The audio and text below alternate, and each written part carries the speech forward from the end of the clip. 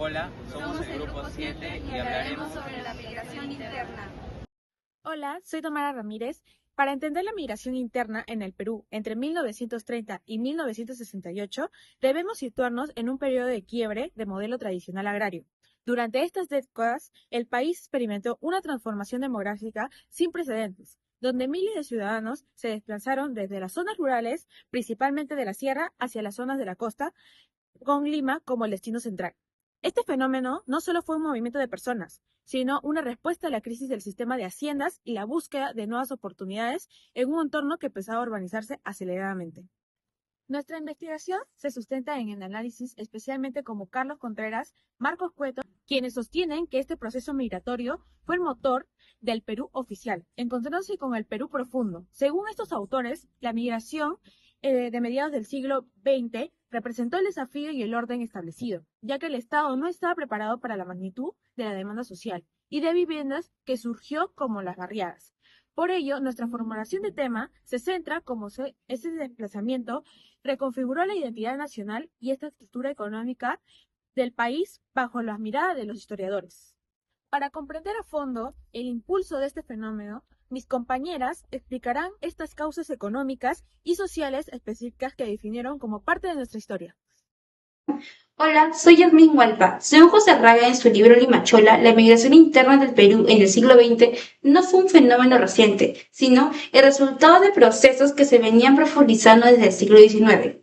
Entre otros factores están la crisis de la hacienda tradicional, la presión demográfica, la construcción de vías ferroviarias, la demanda de mano de obra costeña y el centralismo limeño. Estos mismos factores se relacionan directamente con lo que plantea Martín Monsalve en su capítulo Población y Sociedad. Aunque Monsalve analiza el periodo 1930-1960, reconoce que las bases de las políticas estatales se crearon en las décadas anteriores y que procesos como la crisis del agrandino o la construcción de carreteras no hicieron más que consolidarse después de 1930. De este modo, Monsalve no veló la migratoria del siglo XX como un hecho repentino, sino como la aceleración de dinámicas estructurales heredadas del siglo XIX, tal como Raga lo presenta en su investigación.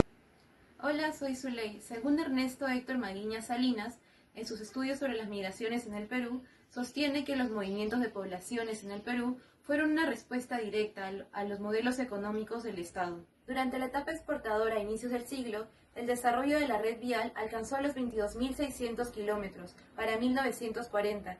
Esto facilitó el traslado de personas y permitió que ese año en Lima hubiera un 36% de migrantes, que en su mayoría eran de clase media urbana.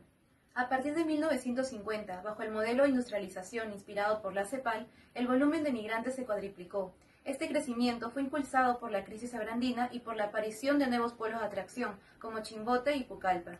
Finalmente, para 1968, el perfil del migrante se transformó, pasó de ser de clase media o élite para ser de origen campesino y popular. Esto consolidó la urbanización en el Perú. Mi nombre es Itati Zarate. Según el artículo del Comercio, el Agustino rostro la transformación urbana. Para entender la Lima moderna debemos observar el Agustino, un distrito que simboliza la gran transformación urbana del siglo XX. Su historia no nace de un plan estatal, sino de la urgencia de miles de familias que, ante una capital saturada, decidieron transformar antiguas haciendas y laderas de cerros en un nuevo hogar. Este desarrollo fue una respuesta directa a la explosión demográfica de mediados del siglo pasado. Antes de existir como entidad política, la identidad del distrito ya se forjaba en barrios emblemáticos como Santoyo y el Cerro del Agustino. Aquí la organización vecinal fue la verdadera constructora. Ante la falta de servicios básicos, fueron los mismos residentes quienes diseñaron sus calles y gestionaron sus condiciones de vida, demostrando un nivel de autogestión admirable. Un momento decisivo ocurrió el 6 de enero de 1965, cuando el primer gobierno de Fernando Belaúnde Terry oficializó su creación como distrito. Este decreto fue mucho más que un papel, representó el paso de la informalidad a autonomía administrativa, permitiendo que la comunidad tuviera voz política y recursos propios para impulsar su progreso urbano y social. Hoy, con más de medio siglo de historia, el Agustino se erige como un símbolo de resiliencia y cultura popular en Lima Este. Es el testimonio vivo de cómo la persistencia de los migrantes logró integrar una zona periférica a la dinámica de la sociedad moderna. En conclusión, la migración en el Perú entre 1930 y 1968 formó parte de un proceso histórico mucho más amplio que se venía desarrollando desde el siglo XIX y se intensificó con la llegada de la crisis del orden oligárquico. A partir de lo planteado por Contreras y Cueto, se puede afirmar que este fenómeno no surgió de manera repentina, sino que fue consecuencia de diversos factores como la crisis de la hacienda tradicional, la presión demográfica y el centralismo limeño, los cuales impulsaron la migración del campo hacia la ciudad.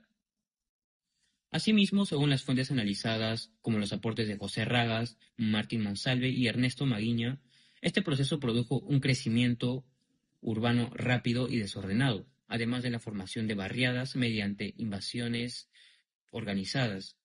Esto evidencia las dificultades del Estado para responder ante el crecimiento de la población urbana. En la actualidad, consideramos que este fenómeno aún sigue presente, ya que las desigualdades entre regiones continúan motivando las migraciones internas. Además, el crecimiento urbano informal y la falta de planificación demuestra que el Estado todavía enfrenta problemas similares a los del periodo estudiado. Por ello, la migración no solo ha transformado la sociedad peruana, sino que ha dejado desafíos sociales, urbanos y políticos que hasta el día de hoy el país no ha resuelto por completo.